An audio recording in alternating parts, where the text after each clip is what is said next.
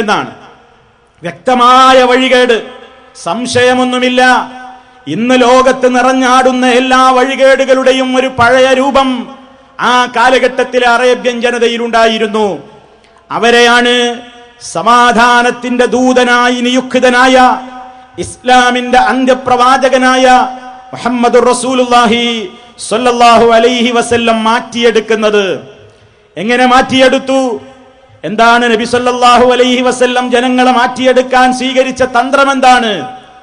ജിഹാദിലൂടെ തന്നെയാണ് മാറ്റിയെടുത്തത്. ജിഹാദിലൂടെ തന്നെയാണ് മാറ്റിയെടുത്തത്. പക്ഷേ എന്താണ് ജിഹാദ്? എന്താണ് ജിഹാദ് എന്നറിഞ്ഞുകൂടാ. അതുകൊണ്ടാണ് ജിഹാദ് എന്ന് കേൾക്കുമ്പോ സായുധ പോരാട്ടം എന്ന് ആരൊക്കെയോ തെറ്റിദ്ധരിച്ചിരിക്കുന്നു. ജിഹാദ് എന്ന് പറഞ്ഞാൽ ബോംബെറിയലാണ്, വാളുണ്ടാക്കലാണ്, അതുപോലെ തന്നെ തകർക്കലാണ്, നശിപ്പിക്കലാണ് എന്നൊക്കെ ആരൊക്കെയോ പറഞ്ഞ് തെറ്റിദ്ധരിപ്പിച്ചിരിക്കുന്നു. നിങ്ങൾ നോക്കൂ, അതുകൊണ്ട് നിങ്ങൾ ഈ പേരൊന്ന് മാറ്റിക്കൂടെ എന്ന് പലപ്പോഴും ഈ പ്രസ്ഥാനത്തോട് പലരും ചോദിച്ചിട്ടുണ്ട്.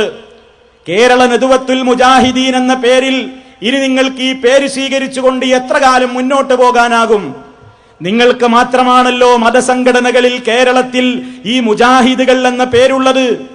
ഈ തെറ്റിദ്ധരിപ്പിക്കൽ ധാരാളം നടക്കുകൊണ്ടിരിക്കുന്ന ഈ സന്ദർഭത്തിൽ നിങ്ങൾക്ക് എങ്ങനെ പിടിച്ചു നിൽക്കാനാകും എന്ന് പലരും ചോദിക്കുമ്പോ മുജാഹിദ് പ്രസ്ഥാനത്തിന്റെ എളിയവരായ പ്രവർത്തകന്മാരും നേതാക്കളും അവരോട് ചിരിച്ചുകൊണ്ട് മറുപടി പറയുന്നു. ഓ സഹോദരാ, രാജ്യത്ത് നടത്തിക്കൊണ്ടിരിക്കുന്ന തെറ്റിദ്ധാരണകൾക്കനുസരിച്ച് പേര് മാറ്റാൻ നിന്നാൽ, അതുപോലെ തന്നെ അവനവന്റെ ഐഡന്റിറ്റി നഷ്ടപ്പെടുത്താൻ നിന്നാൽ ഈ രാജ്യത്ത് പിന്നെ എങ്ങനെ ജീവിക്കാൻ സാധിക്കും? ഈ രാജ്യത്ത് എങ്ങനെ ജീവിക്കാൻ സാധിക്കും? നിങ്ങൾ നോക്കൂ, ഈ മുജാഹിദ് പ്രസ്ഥാനം അതിന്റെ പേര് മാറ്റിയത് കൊണ്ട് കാര്യം തീരുമോ? പരിശുദ്ധ ഖുർആൻ ഇസ്ലാമിന്റെ ഒന്നാമത്തെ പ്രമാണമാണ്. ലോക ജനതക്ക് മുഴുവനും മാർഗദർശനത്തിന്റെ ഗ്രന്ഥമായി അവതരിക്കപ്പെട്ട, എല്ലാ മനുഷ്യർക്ക് വേണ്ടിയും അവതരിപ്പിക്കപ്പെട്ട ഗ്രന്ഥമാണ് ഖുർആൻ.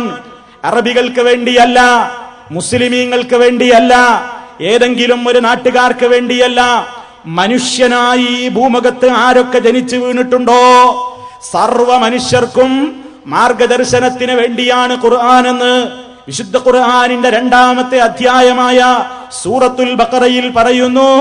ശഹ്റു റമദാൻ അല്ലദീ ഉൻസില ഫീഹിൽ ഖുർആൻ ഹുദൽ ലിന്നാസ്.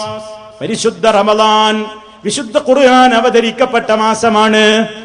ആ മാസത്തിൽ അവതരിച്ച പരിശുദ്ധ ഖുർആൻ എന്തിനുള്ളതാണ്? ഹുദൽ ലിന്നാസ്, സർവ മനുഷ്യർക്കും മാർഗദർശനം നൽകാനുള്ള ഗ്രന്ഥമാണ്. ഇതേതെങ്കിലും ഒരു കൂട്ടരുടെ കുത്തക ഗ്രന്ഥമല്ല, എല്ലാവർക്കുമുള്ള ഗ്രന്ഥമാണ് വിശുദ്ധ ഖുർആൻ. ആ വിശുദ്ധ ഖുർആനിൽ തന്നെ നമുക്ക് കാണാം ഫളലല്ലാഹുൽ മുജാഹിദീൻ, മുജാഹിദീങ്ങളെ അല്ലാഹു ശ്രേഷ്ഠപ്പെടുത്തിയിരിക്കുന്നു. മുജാഹിദുകളെ അല്ലാഹു ശ്രേഷ്ഠപ്പെടുത്തിയിരിക്കുന്നു. വിശുദ്ധ ഖുർആനിൽ ധാരാളം അധ്യായങ്ങളിൽ അൽ മുജാഹിദീൻ, അൽ മുജാഹിദൂൻ എന്നിങ്ങനെ നമുക്ക് കാണാൻ സാധിക്കുന്നു. നമുക്ക് ഈ ഖുർആനിൽ നിന്ന് ഈ വചനങ്ങൾ മാറ്റിയെടുത്ത് എറിയാനൊക്കുമോ? ഈ പ്രത്യേകമായ സൂക്തങ്ങൾ ഇനി ഇന്ത്യ രാജ്യത്ത് പാരായണം ചെയ്യേണ്ടെന്ന് മാറ്റിവെക്കാൻ കഴിയുമോ? ഇല്ല. പിന്നെ എന്താണ് മാർഗം? തെറ്റിദ്ധരിച്ച ജനങ്ങളോട് പറഞ്ഞു കൊടുക്കണം, ഓ സഹോദരാ, രാജ്യത്ത് തെമ്മാടികൾ തെമ്മാടിത്തം ചെയ്തിട്ട് മുജാഹിദീൻ എന്നൊക്കെ പേര് പറയുമ്പോ അവർക്കറിയാത്തത് കൊണ്ടാണ്, അല്ലെങ്കിൽ അവരറിഞ്ഞുകൊണ്ട് തെറ്റിദ്ധാരണ സൃഷ്ടിക്കുകയാണ്. എന്താണ് ജിഹാദ് എന്ന് പറഞ്ഞാൽ? വിശുദ്ധ ഖുർആനും അതുപോലെ തന്നെ നബി സല്ലല്ലാഹു അലൈഹി വസല്ലമിന്റെ വചനങ്ങളും ഒക്കെ എടുത്ത് പരിശോധിച്ചു നോക്കിയാൽ നാവ് കൊണ്ട് ജിഹാദ് ചെയ്യണം എന്ന കൽപ്പനയുണ്ട്, ഹൃദയം കൊണ്ട് ജിഹാദ് ചെയ്യണം എന്ന കൽപ്പനയുണ്ട്, പണം കൊണ്ട് ജിഹാദ് ചെയ്യണം എന്ന കൽപ്പനയുണ്ട്. ഈ നാവ് എന്ന് പറയുന്നത്, മനുഷ്യന്റെ ഹൃദയം എന്ന് പറയുന്നത് ഒരു ബോംബാണോ, ആയുധമാണോ, ഏതെങ്കിലും നിലക്കുള്ള ഒരു ഉപകരണമാണോ? അതോ മനുഷ്യൻ ഈ ആദർശം പകർന്നു കൊടുക്കാൻ അല്ലാഹുവിങ്കൽ നിന്ന് നൽകിയിട്ടുള്ള അനുഗ്രഹീതമായ അവയവങ്ങളല്ലേ? പരിശുദ്ധ ഖുർആൻ കൊണ്ട് ജിഹാദ് നടത്തണം എന്ന് ഖുർആനിലുണ്ട്. വലാ തുതിൽ കാഫിരീൻ, വജാഹിദുഹും ബിഹി ജിഹാദൻ കബീറാ. ഖുർആനിൽ അല്ലാഹു പറയുകയാണ്, സർവ മനുഷ്യർക്കും അത് മനസ്സിലാക്കേണ്ടതാണ്. വജാഹിദുഹും, ഓ നബിയേ, യഥാർത്ഥമായ വിശ്വാസത്തിന്റെ പാതയിലേക്ക് കടന്നു വന്നിട്ടില്ലാത്ത ജനതയോട് നിങ്ങൾ ജിഹാദ് നടത്തണം മുഹമ്മദ് നബിയെ. ബിഹി, വാളുകൊണ്ടെന്നല്ല, കുന്തം കൊണ്ടെന്നല്ല, ബോംബ് കൊണ്ട് എന്നല്ല, ഏതെങ്കിലും മാരകമായ ആയുധം കൊണ്ട് എന്നല്ല, ഒന്ന് നുള്ളി നോവിച്ചുകൊണ്ടെങ്കിലും എന്നല്ല, ഒരു തുറിച്ചു നോട്ടമെങ്കിലും നോക്കിയിട്ട് വളർത്തണം എന്നല്ല.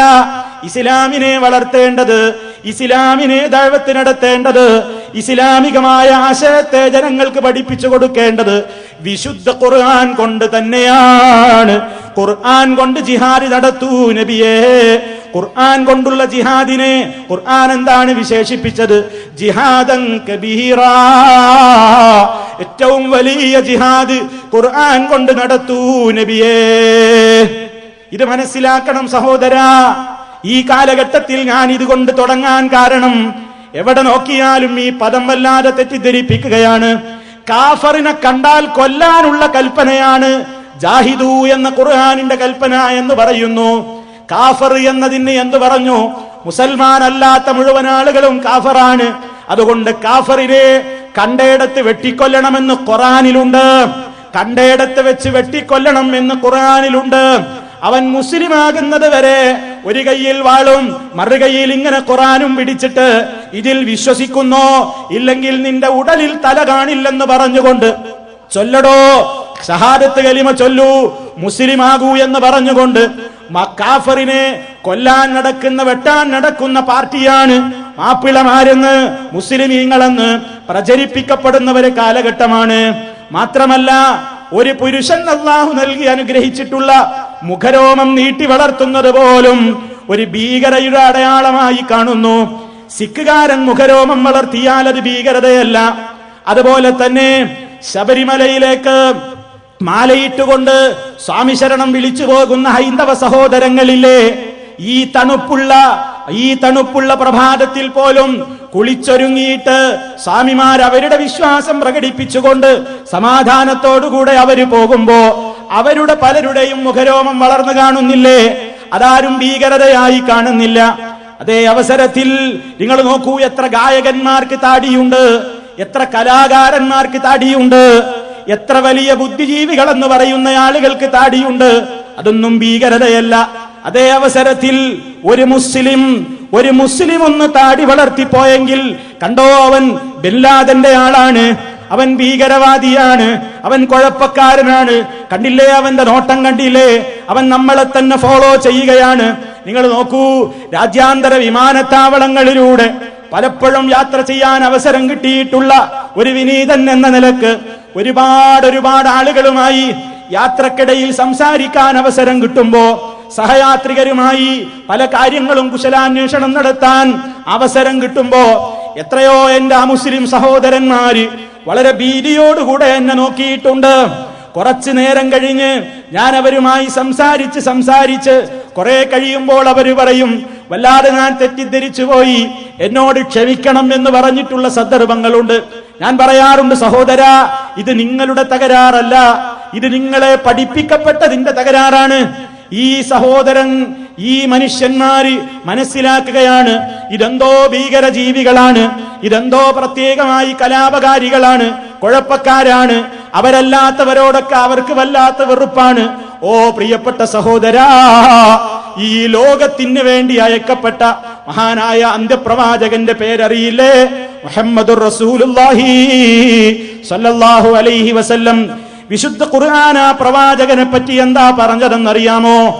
ആ പ്രവാചകൻ മുസ്ലിമീങ്ങളുടെ നബിയാണെന്നാണോ, അറബികളുടെ നബിയാണെന്നാണോ, മറ്റേതെങ്കിലും വിഭാഗക്കാരുടെ വെളുത്തവരുടെ നബിയാണെന്നാണോ? ഒരിക്കലുമല്ല. ആ പ്രവാചകനെ അല്ലാഹു ഈ ഭൂമിയിലേക്ക് അയച്ചതിന്റെ ലക്ഷ്യമായി പറയുന്നു, വമാ അർസൽനാക ഇല്ലാ റഹ്മത്തൽ ലിൽ ആലമീൻ. സർവലോകർക്കും കാരുണ്യമായി കൊണ്ടല്ലാതെ അങ്ങയെ നാം അയച്ചിട്ടില്ല നബിയേ. മുഹമ്മദ് നബി സല്ലല്ലാഹു അലൈഹി വസല്ലം സർവ മനുഷ്യരോടും കരുണ കാണിച്ചയാളാണ്. അവിടുത്തെ ആദർശത്തിനോട് ശത്രുത പുലർത്തി ഏറ്റവും വലിയ വൈരികളായി നിന്നിരുന്ന ജൂത സമൂഹം മുഹമ്മദ് നബി സല്ലല്ലാഹു അലൈഹി വസല്ലമിനോട് കഠിനമായി വെറുപ്പുണ്ടായി എന്ന് മാത്രമല്ല, നബി സല്ലല്ലാഹു അലൈഹി വസല്ലമിനെ സ്നേഹപൂർവം ഒരു ജൂത സ്ത്രീ വീട്ടിലേക്ക് വിളിച്ചു വരുത്തുകയാണ്. മാംസത്തിൽ മുഹമ്മദെ നിങ്ങൾക്ക് ഏതാണ് ഇഷ്ടമെന്ന് നേരത്തെ ചോദിച്ചറിയുകയാണ്. എന്തിന് മുഹമ്മദ് സല്ലല്ലാഹു അലൈഹി വസല്ലമിന് ആടുമാംസത്തിൽ ഏറ്റവും ഏത് അവയവത്തോടാണ്, ഏത് ഭാഗത്തോടാണ് ഇഷ്ടമെന്ന് ചോദിച്ചറിയുന്നു ജൂതപ്പെണ്ണ്. അവിടെ കൂടുതൽ വിഷം പുരട്ടാൻ. അങ്ങനെ വിഷം പുരട്ടിയ ആടുമാംസവുമായി കാത്തിരിക്കുന്നു. നേതാവായ മുഹമ്മദ് നബിയെ ക്ഷണിക്കുന്നു. മുഹമ്മദ് നബി സല്ലല്ലാഹു അലൈഹി വസല്ലം തന്റെ ശത്രുവാണല്ലോ എന്ന് വിചാരിച്ച് ക്ഷണം നിരസിച്ചിട്ടില്ല. ജൂതന്റെ വീട്ടിൽ പോകുന്നു, ഭക്ഷണം കഴിക്കുന്നു. ആ ചതിയിൽ പ്രവാചകൻ സല്ലല്ലാഹു അലൈഹി വസല്ലമിന്റെ ശരീരത്തിന് അല്പം വിഷമേൽക്കുന്നു. ഒരു അനുചരൻ ആ സ്പോട്ടിൽ വെച്ച് വിഷം കഴിച്ചു മരിക്കുന്നു. മാരകമായ വിഷമായിരുന്നു. പ്രവാചകന്റെ കൂടെ ചെന്ന ഒരു സഹോദരൻ അവിടെ വെച്ച് തന്നെ മരണപ്പെടുകയാണ്. ബിശ്ർ റളിയല്ലാഹു അൻഹു എന്നാണ് അദ്ദേഹത്തിന്റെ പേര്. നോക്കൂ നിങ്ങൾ, എത്രത്തോളം ക്രൂരതയാണ് നബി സല്ലല്ലാഹു അലൈഹി വസല്ലമിനോട് ചെയ്തത്. പക്ഷേ എന്നിട്ടും ആ നബി സല്ലല്ലാഹു അലൈഹി വസല്ലം ഒരു ജൂതന്റെ കുട്ടിക്ക് അസുഖമാണെന്ന് അറിഞ്ഞപ്പോ ആ കുട്ടിയെ കാണാറുള്ള നബി സല്ലല്ലാഹു അലൈഹി വസല്ലം ചോദിക്കുന്നു, കുട്ടി എവിടെ പോയി? ആ കുട്ടിയെ കാണാൻ ചെല്ലുകയാണ്. ജൂതന്റെ കുട്ടിയെ രോഗസന്ദർശനത്തിന് കാണാൻ ചെല്ലുകയാണ്. കണ്ടോ, അവിടെ മതം പരിഗണിക്കുന്നില്ല, അവിടെ പ്രത്യേകമായ ആശയം നോക്കുന്നില്ല, മാനുഷികമായ മൂല്യങ്ങളാണ് പരിഗണിക്കുന്നത്. മറ്റൊരു ഘട്ടത്തിൽ ഒരു ജൂതന്റെ ശവശരീരം ഇങ്ങനെ ശവമഞ്ചത്തിൽ ഏറ്റിക്കൊണ്ട് പോകുന്ന കാഴ്ച പുന്നാര നബി സല്ലല്ലാഹു അലൈഹി വസല്ലം കാണുമ്പോ അവിടുന്ന് എഴുന്നേറ്റ് നിൽക്കുകയാണ്. ചോദിക്കുന്നു, എന്തിന് നിങ്ങൾ എഴുന്നേൽക്കുന്നു? അതൊരു ശത്രുവിന്റെ ബോഡിയല്ലേ, ഒരു ശത്രുവിന്റെ ഡെഡ് ബോഡിയല്ലേ, ശവശരീരമല്ലേ പോകുന്നത്? നബി സല്ലല്ലാഹു അലൈഹി വസല്ലം ചോദിക്കുകയാണ്, എന്താ യഹൂദിയും മനുഷ്യനല്ലയോ? യഹൂദിയും മനുഷ്യനല്ലേ? കണ്ടോ, മനുഷ്യത്വത്തിന്റെ നേതാവാണ് നബി സല്ലല്ലാഹു അലൈഹി വസല്ലം. അങ്ങനെ കാരുണ്യത്തിന് വേണ്ടി അയക്കപ്പെട്ട ആ മുഹമ്മദ് നബി സല്ലല്ലാഹു അലൈഹി വസല്ലമിനെ പോലും ഡാനിഷ് പത്രങ്ങളിൽ ചിലർ കാർട്ടൂൺ വരച്ചില്ലേ? കാർട്ടൂൺ എന്താ കൊടുത്തത്? ഒരു മാന്യനായ വ്യക്തിയുടെ ഒരു തലപ്പാവ്, വലിയ ഒരു തലപ്പാവിന്റെ അകത്ത് പൊട്ടാൻ തയ്യാറായി നിൽക്കുന്ന വലിയ ഒരു ബോംബിന്റെ ശേഖരം. അങ്ങനെ കാരുണ്യത്തിന്റെ ദൂതനായ മുഹമ്മദ് നബി സല്ലല്ലാഹു അലൈഹി വസല്ലമിനെ ക്രൂരനായ വ്യക്തിയാണെന്ന് ചിത്രീകരിക്കപ്പെട്ടത് ഡാനിഷ് രാജ്യത്താണ് നടന്നത്.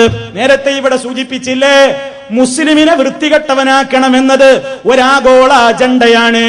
അതിന്റെ പിന്നിൽ പ്രവർത്തിക്കുന്നവരാരാണെന്ന് നിങ്ങൾ കേട്ട് കഴിഞ്ഞു. ആ വലയിൽ രാജ്യത്തുള്ള പലരും കുടുങ്ങിപ്പോകുന്നുണ്ട്, പലരും അവരുടേതായ അന്നം പറ്റുന്നുണ്ട്, പലരും അവരുടേതായ സഹായം സ്വീകരിക്കുന്നുണ്ട്. എന്നിട്ട് അവർ ഈ ഇസ്ലാമിനെ തെറ്റിദ്ധരിപ്പിക്കാൻ നിൽക്കുമ്പോ ഈ ബലിപെരുന്നാളിന്റെ സുദിനത്തിൽ ഈ കടപ്പുറത്ത് തടിച്ചുകൂടിയിട്ടുള്ള ആയിരങ്ങളോട് പറയട്ടെ, ഈ കടൽ എത്രമാത്രം നമ്മുടെ മുമ്പിൽ സാക്ഷിയാണോ, ഈ കടൽ എത്ര സത്യമാണോ, അതുപോലെ തന്നെ നിങ്ങൾ ഇരിക്കുന്ന ഈ മണൽത്തരികൾ മിഥ്യയല്ലല്ലോ, സത്യമാണല്ലോ. എത്രത്തോളം സത്യമാണോ അതേപോലെ സത്യമാണ്. ഇസ്ലാം സമാധാനത്തിന്റെ മതമാണ്, ശാന്തിയുടെ മതമാണ്, സൗഹാർദ്ദത്തിന്റെ മതമാണ്, ഒരു സമൂഹത്തെ നന്നാക്കിയെടുത്ത മതമാണ്. വലിയ പോക്കിരികളായിരുന്ന, ധിക്കാരികളായിരുന്ന ഒരു ജനതയെ മാറ്റിയെടുത്ത മതമാണ് ഇസ്ലാം. ആ ജനതയെ മാറ്റിയെടുത്തത് നബി സല്ലല്ലാഹു അലൈഹി വസല്ലം വാള് ചുഴറ്റിയിട്ടല്ല. പ്രവാചക ചരിത്രത്തിൽ എവിടെയും നിങ്ങൾ അന്വേഷിച്ചോളൂ, ഏതെങ്കിലും ഒരു കാഫിറിനെ മുസ്ലിമാക്കാൻ വേണ്ടി അവിടുന്ന് വാളെടുത്തിട്ടില്ല, അവിടുന്ന് തുറിച്ചു നോക്കിയിട്ടില്ല. മാത്രമല്ല, എല്ലാ മനുഷ്യരും രക്ഷപ്പെടണം. അവന്റെ കയ്യിൽ നിന്നും അവന്റെ നാവിൽ നിന്നും. തന്റെ കൈ കൊണ്ട് ഉപദ്രവമുണ്ടാക്കിക്കൂടാ, നാവ് കൊണ്ട് ഉപദ്രവമുണ്ടാക്കിക്കൂടാ. ഒരു സഹോദരന്റെ നേരെ, അവൻ മുസ്ലിമാവട്ടെ അമുസ്ലിമാവട്ടെ, അവനെ പേടിപ്പിക്കാൻ വേണ്ടിയിട്ട് ഒരായുധം ചൂണ്ടുന്നത് പോലും, ആയുധം അവനെ ആക്രമിക്കാൻ ഉദ്ദേശിച്ചുകൊണ്ടല്ലെങ്കിൽ പോലും തമാശയായിട്ടെങ്കിലും ഏതെങ്കിലും ഒരു സഹോദരന്റെയോ സഹോദരിയുടെയോ നേർക്ക്